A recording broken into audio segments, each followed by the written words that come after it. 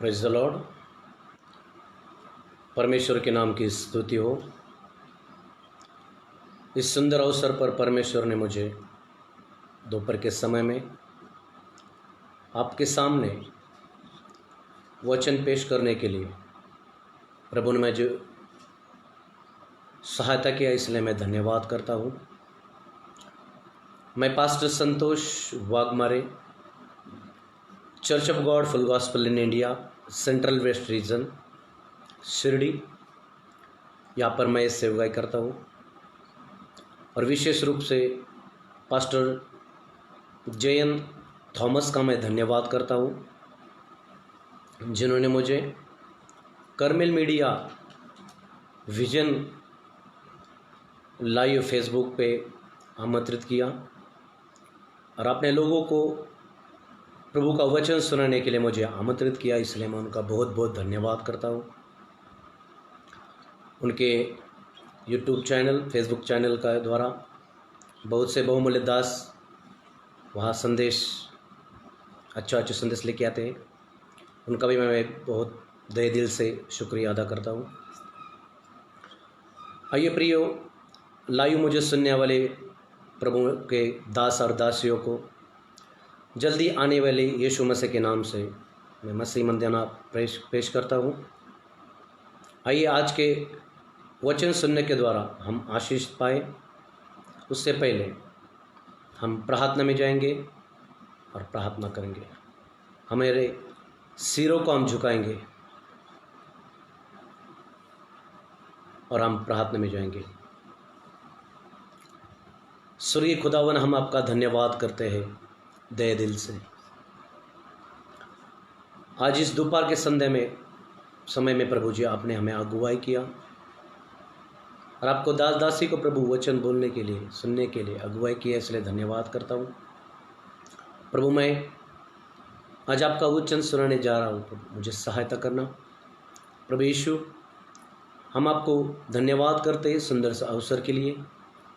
प्रभु जी, वचन सुनने के द्वारा हम आशीष पाए। आने वाले दिनों में प्रभु हम आपके और देखने के लिए हमें सहायता कर, मदद कर, हमारी अगुवाई कर। हमें सहायता कहाँ से मिलेगी प्रभु जी? हम आपकी तरफ देखते हैं। हमें सहायता देने वाला, हमें मदद करने वाला, हमें अगुवाई करने वाला और हमें अब तक चलाने वाला खुदावन आप है। प्रभु जी, हम आपके चरणों में आते हैं, दीन होते, नम्र होते और प्रभु आपको ऊंचा उठाते हैं।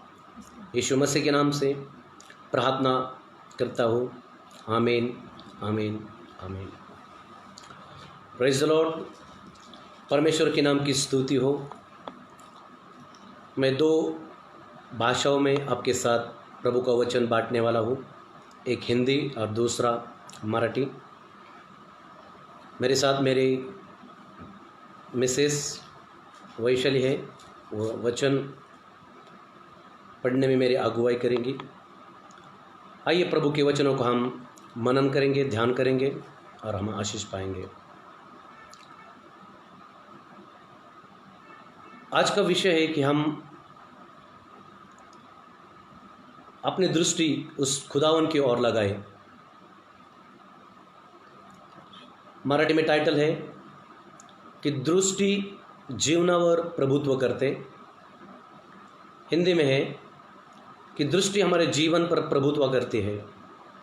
आम्ही काय पाहतो, आम्ही कसं पाहतो, आम्ही काय पाहतो याच्यावर अवलंबून आहे। म्हणून प्रियांनो, आम्ही ह्या जगाकडे न पाहता, जगातल्या गोष्टीकडे आम्ही न पाहता, आम्ही आमचे नेत्र त्या पर्वताकडे लावावेत। आम्ही आमचे नेत्र त्या स्वर्गाकडे लावावेत, जिथून आम्हाला सहाय्य मिळते। म्हणून प्रियांनो, आपण या सुंदरशा वेळेमध्ये आपली दृष्टी या दिवसामध्ये त्या स्वर्गाकडे लावू, जिथून आमचा प्रभू येशू आम्हाला नेण्यासाठी लवकर येणार आहे। आणि म्हणून आम्ही स्वतःला तयार करूया। आमचे नेत्र ह्या जगाकडे न लावता, जगातल्या गोष्टीकडे न लावता, आम्ही आमचे नेत्र त्या परमेश्वराकडे लावूया। आणि म्हणून आपण पाहूया देवाच्या वचनामध्ये, आम्ही पाहू उत्पत्तीचं पुस्तक 19 अध्याय आणि 26 वचनामध्ये आम्हाला काय पाहायला मिळतं पाहू। लूत की पत्नी ने जो उसके पीछे थी दृष्टि फेर के पीछे की ओर देखा और वह नमक का खंबा बन गई। परिणामी जे वचन आता ऐकलं त्या वचनामध्ये असं म्हटलेलं आहे की लूत की पत्नी ने लूत के पत्नी ने जो उसके पीछे थी दृष्टि फेर के पीछे की ओर देखा, उसने अपनी दृष्टि फेर कर पीछे को देखा और वह नमक का खंबा बन गई। और वह नमक का खंबा बन गई। प्रभु के दूतों ने उन्हें अगुवाई किया था। प्रभु उन दो नगरों का नाश करने वाला था और परमेश्वर का दूत उनके पास आकर कहा कि जल्दी से अपना प्राण लेकर इस दो शहरों से आप जल्दी से निकल जाओ। आपके दो दामाद, दो बेटियां, लूत और उसके पत्नी को परमेश्वर के दूत ने अगुवाई किया था। फिर भी वो देरी कर रहे थे और परमेश्वर दूत ने उन्हें एक संदेश दिया, एक चीज़ बताई और वो चीज़ यह थी कि सब कुछ करना लेकिन पीछे की ओर न देखना। बापरे, सर्व काही तुम्ही करा, तुम्ही तुमचा जीव घेऊन पळत असताना कृपया तुम्ही मागे पाहू नका। ही देवाने त्यांना दिलेली सर्वात महत्त्वाची आज्ञा होती। आणि आता मी 26 वाक्यामध्ये वाचलं की ते आपला जीव घेऊन पळत असताना, ते आपले मुली घेऊन पळत असताना त्याची पत्नी त्याच्या मागं होती आणि वचनामध्ये असं म्हटलेलं आहे की त्यांनी त्या पत्नीने, लूटच्या पत्नीने मागं वळून पाहिलं आणि पवित्र शास्त्राच्या वचनामध्ये असं म्हटलेलं आहे ती त्या क्षणी मिठाचा खांब बनली। प्रियानो, देवाची आज्ञा जर त्यांनी पाळली असती तर कदाचित लूटची पत्नी वाचली गेली असती। पण आपण पाहतो की त्या पत्नीने मागं पाहिलं, जगाकडे पाहिलं, आपल्या घराकडे पाहिलं, आपलं घर कसं जळत आहे त्याचकडे तिने पाहिलं। कारण की जिथं तिचं धन होतं, कारण तिथं तिचं मन असेल। परमेश्वराच्या वचनात म्हटलेलं आहे जिथं तुमचं धन आहे तिथं तुमचं मन असेल।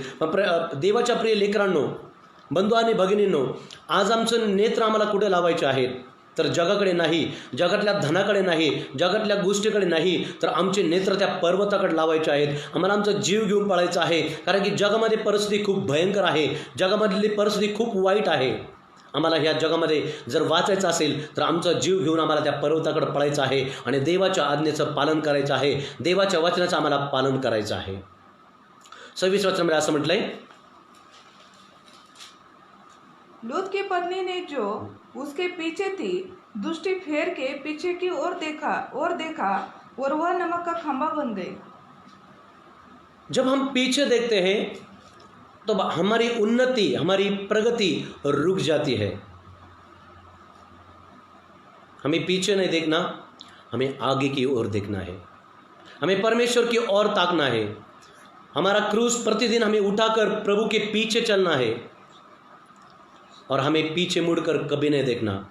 एक प्रभु का सेवक कहता है, यीशु के पीछे मैं चलने लगा, ना लौटूंगा, ना लौटूंगा और ना लौटूंगा। दुनिया को छोड़कर और सलीब को लेकर ना लौटूंगा, न लौटूंगा। प्रियानो, लूक वर्तमान याचा 9वा अध्याय 61 आणि 62 वचनामध्ये असं म्हटलेलं आहे। लूक वर्तमान याचा 9वा अध्याय 61 आणि 62 वचन यावेळेस वाचू। एक और ने भी कहा, हे प्रभु, मैं तेरे पीछे हो लूंगा, पर पहले मुझे जाने दे कि अपने घर के लोगों से विदा ले आऊं। हाँ, 62। यीशु ने उससे कहा, जो कोई अपना हाथ हल पर रखता है, पीछे देखता है और पीछे मुड़ के देखता है, वह परमेश्वर के राज्य के योग्य नहीं। प्रियो, हम एक बार अगर मसीह के पीछे चलने लगे तो हमने प्रभु की खेती में हाल जोतना शुरू किया है। और परमेश्वर का वचन कहता है, एक शिष्य, एक प्रभु का जन, एक विश्वासी अगर एक खेत में जोता बोने के लिए किसान की तरह यीशु के पीछे अनुयायी के समान वो अगर यीशु को देखता है तो वो पुराने जीवन में कभी लौट के वापस न जाए, बल्कि अपनी दृष्टि आगे की ओर करे। पुराने जीवन की तलाश हम ना करें, पुराने रीति रिवाजों की तलाश हम ना करें, नहीं तो हम लूत की पत्नी की तरह पीछे देखने के द्वारा हमारा नाश हम करवा लेंगे। प्रिय परमेश्वर के प्रिय लोगों, एक जवान, एक अगर शिष्य प्रभु के वचनों के अनुसार अगर अपना जीवन व्यतीत करे, या फिर वो परमेश्वर के खेती में अगर वो हल जोतना चाहे और परमेश्वर का वचन कहता है वो पीछे देखे तो मेरे योग्य नहीं, हमें पीछे नहीं, हमें यीशु का अनुयायी बनकर, हमें यीशु का अच्छा शिष्य बनकर हमें आगे की ओर देखना है, हमें आगे बढ़ना है, हमें आगे बढ़ना है। एक गीतकार कहता है कि वो अपने गीत में ऐसा कहता है कि मैं दुनिया को छोड़कर सब कुछ प्रभु आपके साथ चलना चाहता हूँ। एक गीत जो मुझे अभी याद है कि पौलुस कहता है अपने वचन के द्वारा, पत्र के द्वारा कहता है कि पिछला सब भूलकर मैं आगे को दौड़ा चलूँ और जो मेरे लिए धन था उसको मैं त्याग दूँ। हम उस खुदावन की ओर देखें जिन्होंने हमारे इस धरती पर नहीं बल्कि स्वर्ग में हमारे लिए बड़ा प्रतिफल उसने हमारे लिए रखा है। उस प्रतिफल को ताके, उस स्वर्ग की ओर देखें और हम अपना जीवन वो प्रभु के हाथों में सौंप दें। अगर हम पीछे देखते हैं तो हमारी उन्नति रुक जाती है, हमारी प्रगति रुक जाती है, हमारी बढ़ोतरी रुक जाती है। हमें पीछे नहीं बल्कि यीशु की तरफ आगे को और आगे को देखना है। दूसरी चीज हम देखेंगे मत्ती 14वां अध्याय 29 और 30 वचन को हम देखेंगे। उसने कहा, आ।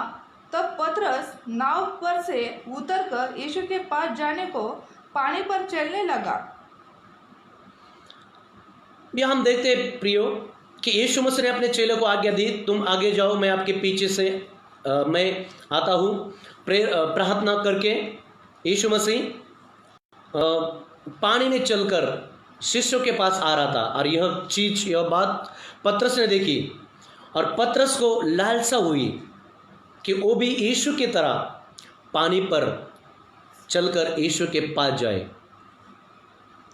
वचन में ऐसा लिखा है, उसने कहा आ। तब पतरस नाव पर से उतरकर यीशु के पास जाने को पानी पर चलने लगा।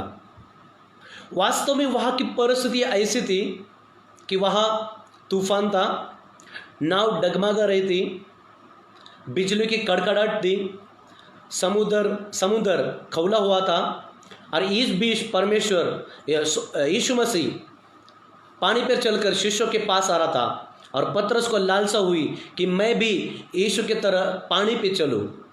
यहाँ गौर करने वाली एक बात है कि जब तक यीशु मसीह को देख रहा था, पतरस यीशु मसीह को देख रहा था, तब तक वो पानी पे चल के उसके पास आ रहा था।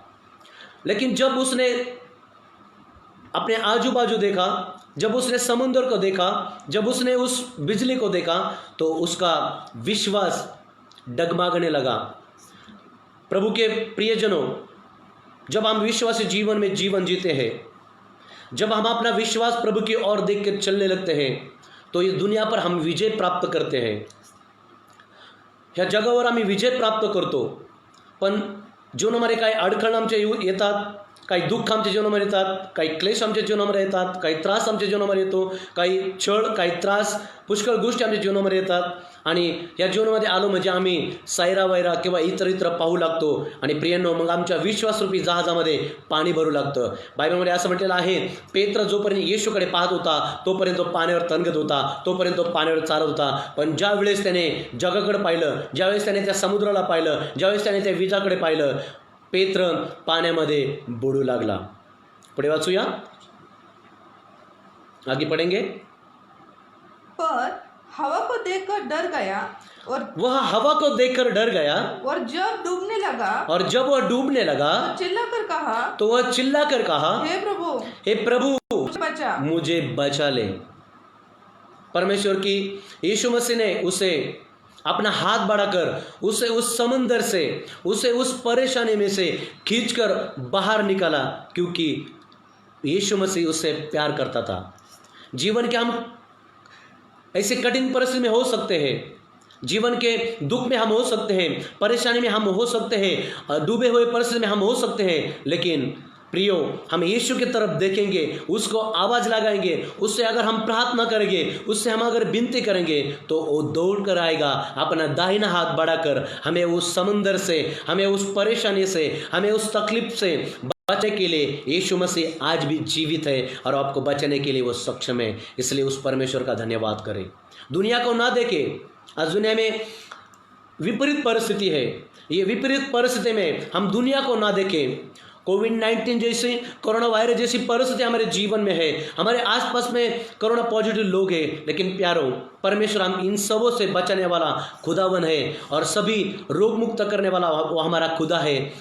इसलिए हम उसकी ओर ताकते रहे, उसकी ओर देखते रहे और प्रभु का आशीष हम पाते रहे। तीसरी बात हम देखेंगे कि हम किसके ओर देखना है जिससे कि हमारा उद्धार होवे। देखेंगे गणना 21 अध्याय उसका पद 9। और मूसा ने पीतल का एक सांप बनवाकर खंबे पर लटकाया।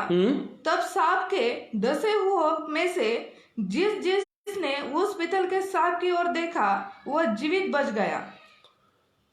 परमेश्वर का वचन यहाँ पे कहता है कि इस्राएल लोग जब जंगल में थे, उस जंगल में वो परमेश्वर के विरुद्ध उन्होंने कुड़कुड़ाया, जो परमेश्वर को पसंद नहीं वो चीज़ें उन्होंने अपने जीवन में की और परमेश्वर का न्याय उनके ऊपर आने लगा। और हम देखते हैं कि परमेश्वर ने सर्प को उस जंगल में भेजा, लेकिन वहाँ पे ऐसा लिखा है परमेश्वर के पवित्र वचन में, हम देखते हैं कि परमेश्वर ने मूसा को एक आज्ञा दी थी कि जंगल में से सबसे ऊंचे पेड़ पर एक पीतल की प्रतिमा तुम बनाना। जो कोई उस पीतल की प्रतिमा को देखेगा, सर्प की पीतल की प्रतिमा को देखेगा, वो बचाया जाएगा। योहान शुभवर्तमान 3 अध्याय 14 आणि 15 वचन मध्ये असं म्हटलेलं आहे। योहान शुभवर्तमान 3 अध्याय 14 आणि 15 वचनामध्ये असं म्हटलेलं आहे। और जिस रीति से मूसा ने जंगल में सांप को ऊंचे पर चढ़ाया, उसी रीति से अवश्य है कि मनुष्य का पुत्र भी ऊंचे पर चढ़ाया जाए। हम देखते हैं 2020 साल पहले रोमी सैनिकों के द्वारा यीशु मसीह को क्रूस पे लटकाया गया। हम देखते हैं कि जैसे मूसा ने सर्प की प्रतिमा को ऊंचे पर लटकाया और जिन्होंने उसको देखा वो लोग उस सर्प के डसने के द्वारा बच गए। प्रियो, परमेश्वर वचन कहता है 2000 वर्ष पहले यीशु मसीह को उस क्रूस पर लटकाया गया, उस ऊंचे पर लटकाया गया, ताकि हम उस क्रूस को देख के हमारा उद्धार, हमारे उद्धार को हम उस परमेश्वर को और देखें और हमारा उद्धार हम प्राप्त कर सके। क्योंकि ऊंचे पे परमेश्वर के पुत्र प्रभु यीशु मसीह को ऊंचे पे लटकाया गया था, ताकि हम उसकी तरफ देखें, उसके लहू बहाने के द्वारा हमें उद्धार प्राप्त मिले, उसके कोड़े खाने से हम चंगे हो जाए। परमेश्वर का वचन आगे कहता है 14 आणि 15। और जिस रीति से मूसा ने जंगल में सांप को ऊंचे पर किया, उसी रीति से अवश्य है कि मनुष्य का पुत्र भी ऊंचे पर चढ़ाया जाए, ताकि जो कोई उस पर विश्वास करे वह अनंत जीवन पाए, वह नाश न होवे बल्कि अनंत जीवन पाए। हमें अपना दृष्टिकोण, हमारी दृष्टि ना कि लूत की पत्नी की तरह पीछे की ओर, ना कि पत्र की तरह दुनिया की ओर, बल्कि हमारी दृष्टि आज उद्धारकर्ता यीशु मसीह की ओर हम अगर लगाएंगे, हम अगर देखेंगे, तो परमेश्वर का वचन कहता है वह हमें अनंत जीवन देने के लिए सक्षम है। वो हमें आनंद जीवन देणे के लिए तयार आहे। तो आम्हाला तारण देण्यासाठी, तो आम्हाला उद्धार देण्यासाठी आम्ही जगाकडे नाही, आम्ही लूटच्या पत्नीसारखं मागं नाही, तर आम्ही देवाकडे पाहावं, त्या क्रूसाकडे पाहावं आणि आमचं तारण आम्ही साधून घ्यावं। कारण योहान 3:16 मध्ये म्हटलेलं आहे, देवाने जगावर एवढी प्रीती केली की त्याने आपला एकुलता एक पुत्र दिला, अशासाठी की जो कोणी त्याचा विश्वास करील त्याचा नाश होऊ नये, तर त्याला सार्वकालिक जीवन प्राप्त व्हावं। वाचूया ते 15 वचन। ताकि जो कोई उस पर विश्वास करे वह अनंत जीवन पाए। जो कोणी त्या येशू ख्रिस्तावर, उंच टांगलेल्या येशू ख्रिस्ताकडे पाहिल, त्या क्रूसाकडे आपले नेत्र लावील, वचनामध्ये म्हटलेलं आहे तो तारण, तो अनंत जीवन प्राप्त करेल। प्रियांनो, आम्हाला ह्या शेवटच्या काळामध्ये आम्ही जीवन जगत आहोत। जर आम्ही लूक शुभवर्तमानाचा 21 अध्याय जर वाचला, तर येशूने त्या शेवटच्या दिवसामध्ये भविष्यवाणी केलेली आहे, राज्य राज्यावर उठेल, देश देशावर उठेल, लढाई होतील, भूमिकंप होतील, मारे येतील। आज सेम ती परिस्थिती चालू आहे। पण जगाकडे पाहण्यापेक्षा तुम्ही त्या येशूकडे पहा। देवाच्या वचनामध्ये असं म्हटलेलं आहे, कानामाता रद्द होईल, आकाश आणि पृथ्वी टळेल, पण देवाचं वचन काना मात्र देखील रद्द होणार नाही। म्हणून आपण शेवटच्या काळामध्ये जीवन जगत आहोत। आपण शेवटच्या काळामध्ये जीवन जगत आहोत। आम्ही आमचे नेत्र त्या क्रूसाकडे लावावे, आम्ही आमचे नेत्र त्या येशूकडे लावावेत, येशूच्या मागे आम्ही चालावं। आमचा वधस्तंभ घेऊन आम्ही कृपया मागं न पाहता आम्ही फक्त पुढे, आम्ही फक्त पुढे, आम्ही फक्त पुढे, आम्ही फक्त त्या धाव, पौलुस म्हणतो की मी धाव संपवलेली आहे, मी माझा विश्वास राखलेला आहे। आता माझ्यासाठी एक महत्त्वाचं म्हणजे एक माझ्यासाठी प्रतिफळ, एक गिफ्ट देवाने ठेवलेलं आहे। ते गिफ्ट आमच्या स्वर्गामध्ये सुरक्षित आहे। आम्ही येशूकडे पाहावं, आमचं तारण, आमचा उद्धार आम्ही प्राप्त करावा। परमेश्वर मला आशीर्वाद देव। चौथी गोष्ट आम्ही पाहूया, प्रेषितांचे कृत्य, मराठीमध्ये वाच, 7वा अध्याय 55 वचन, दोन्ही पण वाच। प्रेषितांचे कृत्य 7वा अध्याय आणि 55 वचन। परंतु पवित्र आत्म्याने पूर्ण होऊन त्याने आकाशाकडे निरखून पाहिले, तेव्हा देवाचे तेज व देवाच्या उजवीकडे येशू उभा असलेला त्यांच्या दृष्टीस पडला। आणि त्याने म्हटले, पहा आकाश उघडलेले व मनुष्याचा पुत्र देवाच्या उजवीकडे उभा असलेला मला दिसत आहे। देवाचा पुत्र, ज्याचं नाव आहे प्रभू येशू ख्रिस्त। स्टीफनसने पाहिलं, स्टीफनची जीवनात परिस्थिती अशी आहे की यहुदी लोक त्याला दगडमार करत आहे, लोक त्याच्या अंगातून रक्त वाहत आहे, त्याच्या अंगावर जखमा आहेत। पण बायबलमध्ये असं म्हटलेलं आहे, त्याने आपली दृष्टी स्वर्गाकडे लावली, त्याने आपले नेत्र स्वर्गाकडे लावले। आणि पवित्र वचनामध्ये असं म्हटलेलं आहे, त्याने स्वर्ग उघडताना पाहिला आणि देवाच्या पुत्राला उजवीकडे त्याने ते पाहिलं। प्रियो, स्टीफन के जीवन में ऐसी परिस्थिति थी कि ऐसे परिस्थिति में कोई ऊपर देखना नहीं चाहेगा, वो अपने अवस्था को देखना चाहेगा, वो अपने खून को बहता हुआ देखना चाहेगा। लेकिन स्टीफन ने अपने आँखों को परमेश्वर के राज के ऊपर, स्वर्ग के ऊपर लगाया और उसने एक चिन्ह देखा, उसने एक दर्शन देखा कि उसके सामने स्वर्ग को खुला हुआ उसने देखा। पढ़ेंगे हिंदी।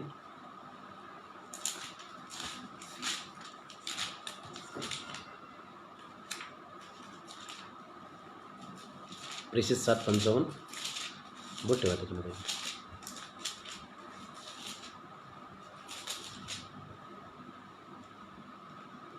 परंतु उसने पवित्र आत्मा से परिपूर्ण होकर, ऐसी अवस्था में वह पवित्र आत्मा से परिपूर्ण हो गया।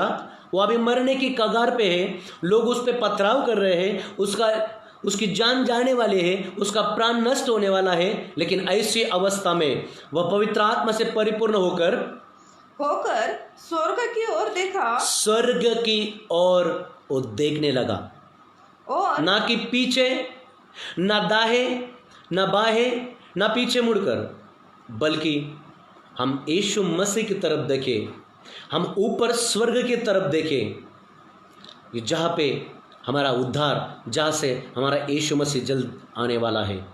उसने स्वर्ग की ओर अपनी दृष्टि लगाई और परमेश्वर ने उसे एक दर्शन दिया, और वो दर्शन यह था, और परमेश्वर की महिमा को और यीशु को परमेश्वर के उसने दो चीजों को देखा, एक है परमेश्वर की महिमा और दूसरी और यीशु को परमेश्वर के दाहिने, जो परमेश्वर के दाहिने और खड़ा हुआ देखकर कहा देखो मैं स्वर्ग को खुला हुआ और मनुष्य के पुत्र को परमेश्वर के दाहिने और खड़ा हुआ देखता हूँ। आगे तब उन्होंने बड़े शब्द से चिल्लाकर कान बंद कर लिए और एक साथ उस पर झपटे और उसे नगर के बाहर निकलकर उस पर पथराव करने लगे। गवाहों ने अपने कपड़े शाऊल नामक एक जवान के पांव के पास उतार कर रख दिए। प्रियो, मैं यहाँ पे आपको एक चीज बताना चाहता हूँ कि स्टीफन की जैसी परिस्थिति अगर हमारे जीवन में आती है तो हम दुनिया को देखेंगे, हम हमारे सहायता करने वालों को देखेंगे, लेकिन नहीं, पतरस ने किसी का वसीला नहीं लिया, पतरस ने किसी को बुलाया नहीं, स्टीफन ने किसी को बुलाया नहीं, लेकिन परमेश्वर की ओर वो स्वर्ग की तरफ अपने आंखों को लगाए बैठा और उसने एक दर्शन देखा कि यीशु मसीह पिता के दाहिने ओर, अपने पिता के दाहिने ओर महिमा में खड़ा हुआ उसने देखा। हम भी ऐसे विपरीत परिस्थिति में परमेश्वर की ओर, स्वर्ग की ओर देखते रहे, स्वर्ग की ओर ताकते रहे कि जहाँ से हमारा छुटकारा, जहाँ से हमारा उद्धार करता यीशु मसीह बादलों पर जल्दी आने वाला है।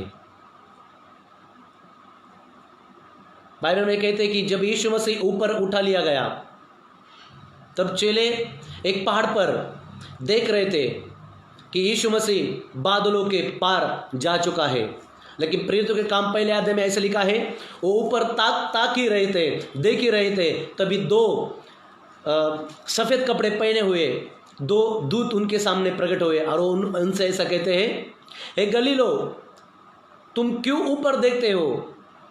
जैसे यीशु मसीह को तुमने ऊपर जाते हुए देखा है उसी रीति से वो वापस आएगा। और बाइबल में ऐसे लिखा है, वो बड़े आनंद के साथ, वो बड़े खुशी के साथ यरूशलेम को लौट गए और प्रभु का सुसमाचार वो सुनाते गए।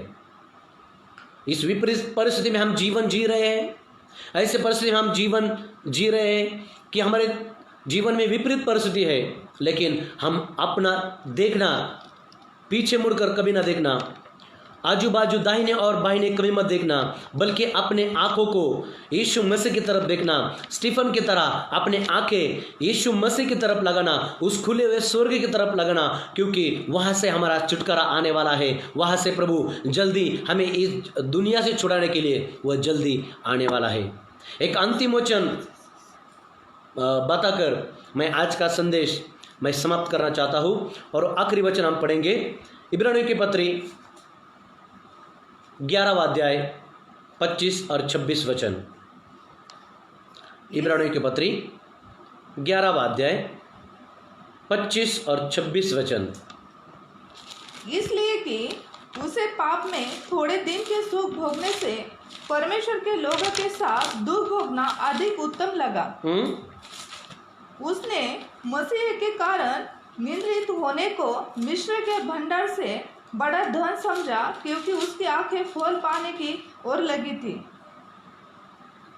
यहाँ पर हम मूसा के जीवन में अगर देखें तो परमेश्वर का वचन कहता है,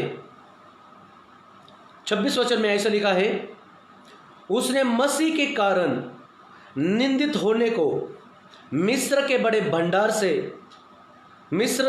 भंडार से बड़ा धन समझा, क्योंकि उसकी आंखें फल पाने की ओर लगी थी।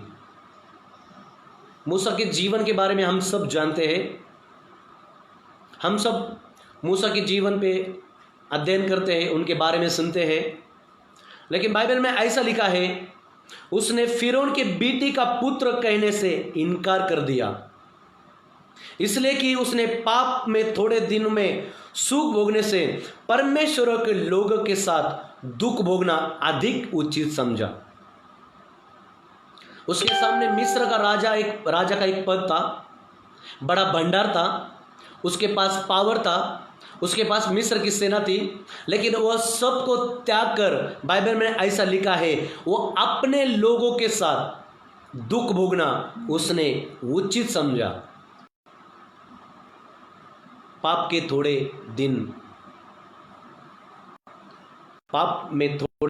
दिनों के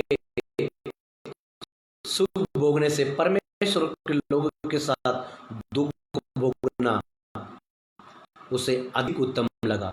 क्यों से उत्तम लगा जानते हैं? क्योंकि बाइबल में ऐसा लिखा है कि उसकी आंखें इस दुनिया के ऊपर नहीं थी, पद के ऊपर नहीं थी, संसार के ऊपर नहीं थी, धन और दौलत घर के पीछे नहीं थी, लेकिन उसकी आंखें, पवित्र शास्त्र कहते हैं, बड़े भंडार से, धन से, क्योंकि उसके आंखें प्रतिफल पाने की ओर लगी थी। हम विश्वासी जीवन में जीवन जी रहे हैं। हमने बहुत से धार्मिक काम किए हैं, बहुत तो हमने किसी को गिफ्ट किया है, लेकिन हम मनुष्य से अपनी अपेक्षा ना करें, बल्कि परमेश्वर से अपनी अपेक्षा करें। अपना धन, यीशु मसीह कहता है, स्वर्ग में इकट्ठा करो। हम पृथ्वी पर जो भी करते हैं, जो भी अच्छा काम करते हैं, चर्च जाते हैं, दान दशमांश भले काम करते हैं, उसका एक प्रतिफल स्वर्ग में हमारे लिए प्रभु ने रखा है। बाइबल में ऐसा लिखा है, पढ़ेंगे 26 वचन। उसने मसीह के कारण निंदित होने को मिस्र के भंडार से, मिस्र का जो दुनिया का धन था उससे बड़ा धन समझा, क्योंकि उसकी आंखें फल पाने की ओर लगी थी। उसकी आंखें फल पाने के ऊपर लगी थी। प्रियो, हमने अभी देखा कि लूत के पत्नी ने पीछे देखा, और बाइबल यह कहती है कि उसकी उन्नति, उसकी प्रगति रुक गई। पीटर को हम देखते हैं कि उसने आजू बाजू देखा, तूफानों को देखा, और वो पानी में डूबने लगा। तीसरी चीज हम देखते हैं कि हम अगर यीशु की तरफ देखते हैं, उस ऊंचे उठाए गए यीशु मसीह का हम देखते हैं, तो हमारा उद्धार निश्चित हुआ है। और चौथी चीज़ हम देखते हैं कि हम स्वर्ग की तरफ देखते हैं, तो वहाँ से हमारा छुटकारा आने वाला है। और आखिरी वचन में हम देखते हैं कि उसने अपनी आंखें स्वर्ग की ओर लगाई थी, उस प्रतिफल की ओर लगाई थी, जहाँ से, जिस स्वर्ग में उसका प्रतिफल अच्छी तरह से उसने अपने आंखें अच्छी तरह से स्वर्ग पर लगाई थी, क्योंकि बाइबल में ऐसा लिखा है, उसकी आंखें फल पाने की ओर लगी थी, स्वर्ग की ओर। उसका फल, उसका पद, उसका सब कुछ परमेश्वर के चरणों में था, स्वर्ग में था। और बाइबल में ऐसा लिखा है कि उसने वो प्रतिफल पाया। मूसा ने अपना प्रतिफल स्वर्ग में जरूर पाया। मिस्र के भंडार से भी बढ़कर, मिस्र के राजे से भी बढ़कर ये दुनिया का पद एक दिन खत्म हो जाएगा। प्रियो, ये क्रिश्चियन लाइफ एक वन वे ट्रैफिक की तरह है। एक बार हमने मसीह को ग्रहण किया, स्वीकार किया, उसका वधस्तंभ हम अपने कंधे पे लेके एक बार निकले हैं, तो कृपया हम आगे को, पीछे को ना देखें, तो हम आगे को देखें। जीवन में बहुत सारी कठिनाई आएगी, परेशानी आएगी, लेकिन इन सबों में परमेश्वर आपके साथ रहेगा, परमेश्वर आपको आशीष देगा। कभी पीछे नहीं, बल्कि आगे को देखो और परमेश्वर के आशीष में बढ़ते जाओ। पौलुस कहता है, पिछला सब भूलकर मैं आगे दौड़ा जाता हूँ। आइए, ये सुंदर से वचनों ने परमेश्वर ने हमें आशीषित किया है, इसलिए हम आंखों को बंद करेंगे और हम प्रार्थना में जाएंगे। प्रभु जी, धन्यवाद करते हैं इस सुंदर से संदेश के लिए। प्रभु, ये विपरीत परिस्थिति में हम जीवन जी रहे हैं, लेकिन हम पीछे ना देखें, ना दाएं ना बाएं, प्रभु हम उस क्रूस की ओर ताकते रहे, हम उस क्रूस के आशीषित पाए, क्रूस के द्वारा हम आशीष पाए, हमारा उद्धार, हम उद्धार पाए, उस क्रूस को देखने के द्वारा हम अनंत जीवन पाए। स्टीफन ने मरते समय प्रभु जी स्वर्ग खुला हुआ देखा, पुत्र की महिमा देखी, पिता की महिमा देखी। वैसे हम विपरीत परिस्थिति में हमारे उद्धारकर्ता की ओर, यीशु मसीह की ओर ताकते रहे, हम अपने स्वर्ग को खुला हो देखते रहे और प्रभु हम आपसे आशीष पाते रहे। प्रभु जी हम पीछे मुड़ कर नहीं तो आगे बढ़ने के लिए तो हमें अगुवाई कर, सहायता कर, हमारे जीवन में नया प्रकाश, नई उन्नति तो दे प्रभु, हमें आगे बढ़ने के लिए नया सामर्थ्य दे प्रभु। दुनिया के ऊपर ये जो बीमारी, महामारी फैली प्रभु, आप हमें सहायता करें। जो लोग प्रार्थना कर रहे प्रभु, उनका प्रार्थना का उत्तर आप दीजिए और विपरीत परिस्थिति में हम आपकी तरफ देखने के लिए हमें अगुवाई कर प्रभु। फिर एक बार धन्यवाद करते हो हर एक भाइयों के लिए, बहनों के लिए प्रभु, विशेष करके पास्टर जयंत थॉमस के लिए, उनके यूट्यूब चैनल के लिए धन्यवाद करते हैं, उनके करमेल विजन, मीडिया विजन के लिए प्रार्थना करते हैं, बहुत सारे लोग जुड़ने के लिए, और उन्हें आशीषित कर पिता। प्रभु हम तेरे हाथों में पड़ते हैं, हमें आगे चलाने के लिए सहायता कर, मदद कर और तेरे आगुवाई में चला। यीशु मसीह के नाम से छोटी सी विनती को मांगते हैं, सुन और कबूल कर। आमीन, आमीन, आमीन। प्रभु आप सबको आशीष दे।